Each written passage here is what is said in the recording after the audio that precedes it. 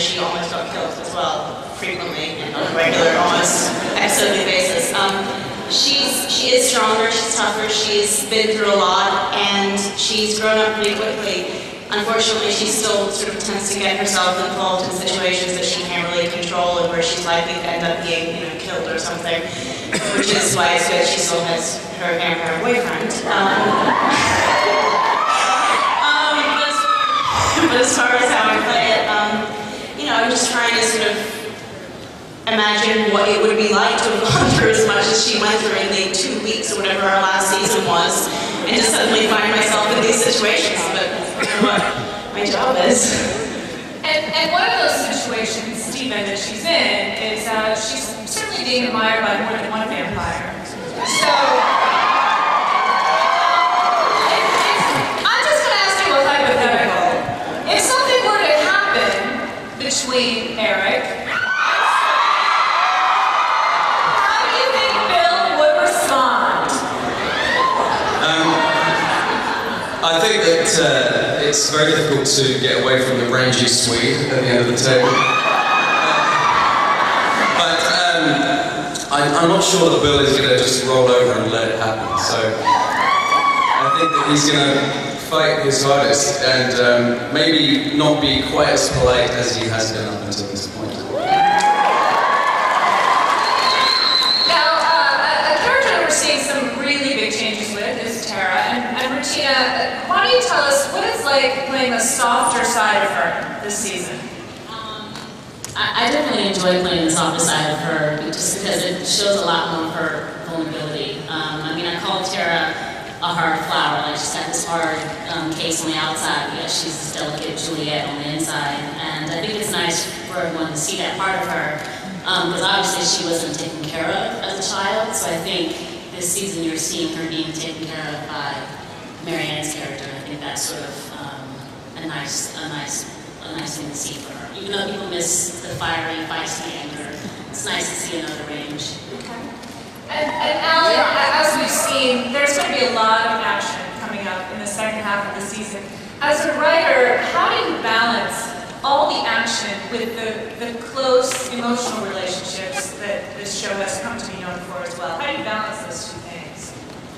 I actually make a joke about us having a sign in the writer's room that says it's the emotion stupid.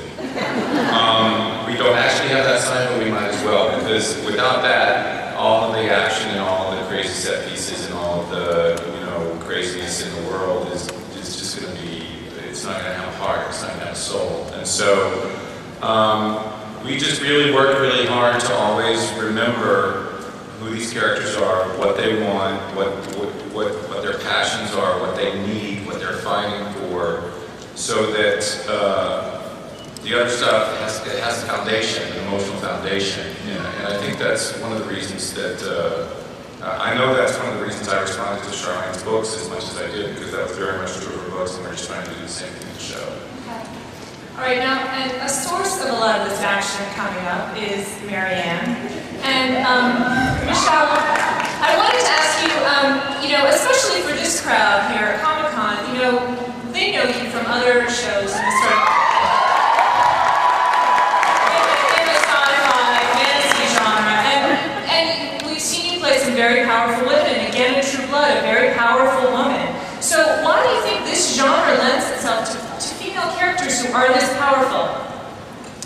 I think the genre gives a lot of freedom to see things that could be possible in the future, and that is women. Mary McDonnell and I spoke a lot about this on Battlestar.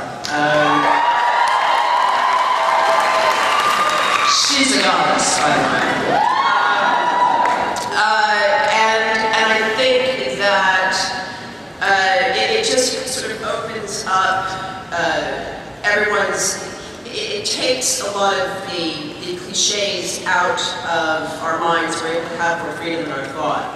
And I think it's just a very forgiving genre, and especially in this show, it's so hyped in one sense, but the beautiful thing about Alan and our writers is it's so grounded in emotions, and I think we're seeing an entirely new love for these different genres. Okay. And That's on.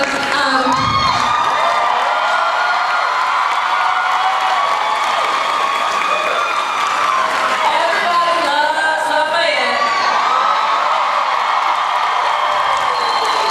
But Lafayette was having a little post-traumatic stress disorder. He's been through quite a time. How would you say his worldview has changed since he had his pretty bad experience down there in the basement? Well, I think Lafayette's hustle is supreme, and he's figured out that it's not going to work for him to get him out of this situation, and that's something that's foreign. So now I think he's rethinking his hustle, and maybe he's going to stop doing it. But we'll see. We'll see. Okay, thank you. Charlene,